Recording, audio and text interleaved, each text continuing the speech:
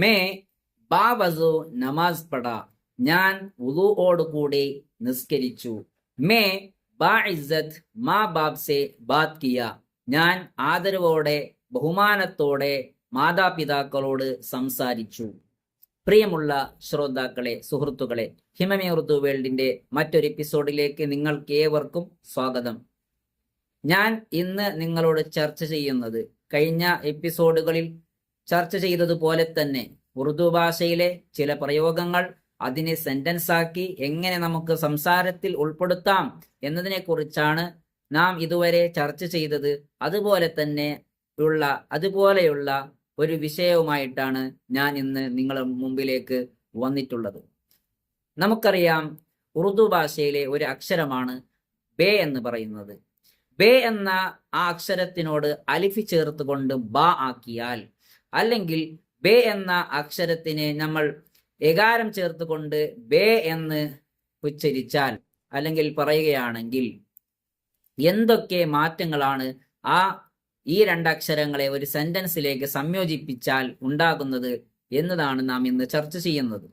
ബ എന്നാൽ അതിന് സ്വന്തമായി അർത്ഥമില്ല. ബ എന്ന് പറഞ്ഞാലോ അല്ലെങ്കിൽ ബേ എന്ന് പറഞ്ഞാലോ സ്വന്തമായി അർത്ഥമില്ലെങ്കിലും മറ്റൊരു വാക്കിനോടോ സെന്റൻസുകളോടോ സംയോജിച്ചാൽ ഇതിന് വേറൊരു അർത്ഥമാണ് ഉണ്ടായിത്തീരുന്നത്.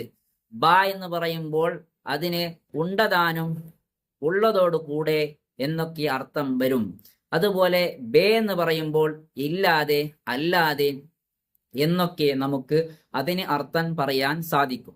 അപ്പോൾ നമുക്ക് അതിനൊരു എക്സാമ്പിൾ പറയുകയാണെങ്കിൽ നിങ്ങൾക്ക് വളരെ എളുപ്പത്തിൽ അത് മനസ്സിലാക്കാൻ സാധിക്കും. ഉദാഹരണത്തിന്, മേ ബാവസോ നമാസ് പട, ഞാൻ വുളുഓടുകൂടെ നിസ്കരിച്ചു. ഞാൻ നിസ്കരിച്ചു എന്ന് എങ്ങനെയാണ് പറയുക? മേ നമാസ് പട. ഇനി വുളുഓടുകൂടി നിസ്കരിച്ചു എന്ന് പറയണമെങ്കിൽ മേ ബാവസു വുളുഓടുകൂടെ നമാസ് പട, നിസ്കരിച്ചു. വേറൊരു ഉദാഹരണം, മേ ബാഇസ്സത്ത് മാ ബാപ് സെ ബാത് കിയ, ഞാൻ ബഹുമാനത്തോടുകൂടെ മാതാപിതാക്കളോട് സംസാരിച്ചു. ഞാൻ ബാഇസ്സത്ത് ബഹുമാനത്തോടുകൂടെ, മാ ബാപ് സെ ബാത് കിയ മാതാപിതാക്കളോട് സംസാരിച്ചു. അപ്പോൾ ബ എന്ന് പറഞ്ഞാൽ, ബാ വസു എന്ന് പറഞ്ഞാൽ വുളുഓട് കൂടെ എന്നും, ബേ വസു എന്ന് പറഞ്ഞാൽ വുളു ഇല്ലാതെ എന്നാണ് മനസ്സിലാക്കേണ്ടത്. അത് നമുക്ക് അടുത്ത ഉദാഹരണത്തിൽ പറയും.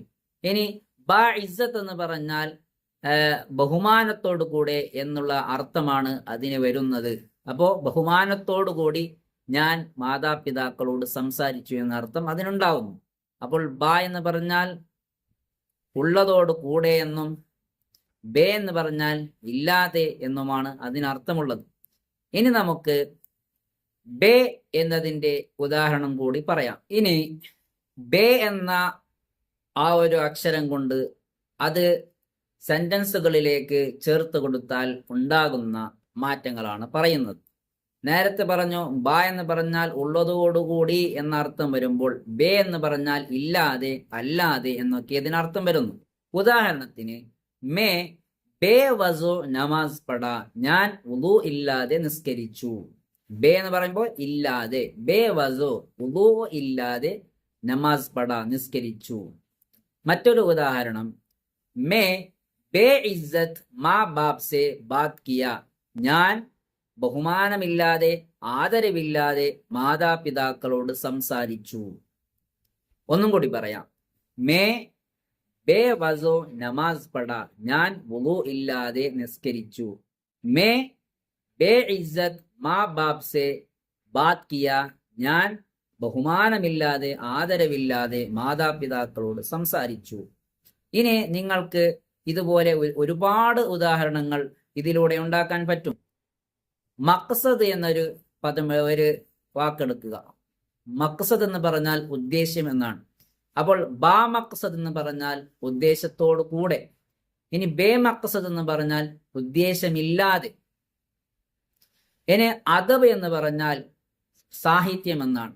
ബാ ഇസ്സത്ത് സാഹിത്യത്തോടുകൂടെ. ഇനി സാഹിത്യമില്ലാതെ എന്ന് പറയുമ്പോൾ ബേ അദബ് സാഹിത്യമില്ലാതെ. ഇങ്ങനെ ഒരുപാട് വാക്കുകൾ എടുത്തുകൊണ്ട് ബാ ചേർത്തുകൊണ്ട് അല്ലെങ്കിൽ ബേ ചേർത്തുകൊണ്ട് ഒരുപാട് സെന്റൻസുകൾ നമുക്ക് നിർമ്മിക്കാൻ സാധിക്കും. അതിലൂടെ ഉറുദു ഭാഷ നല്ല ഫ്ലുവൻ്റ് ആയിട്ട് നല്ല രീതിയിൽ നമുക്ക് ഉറുദു വാക്കുകൾ ഉച്ചരിക്കാൻ സാധിക്കട്ടെ എന്ന് പ്രത്യാശിക്കുന്നു.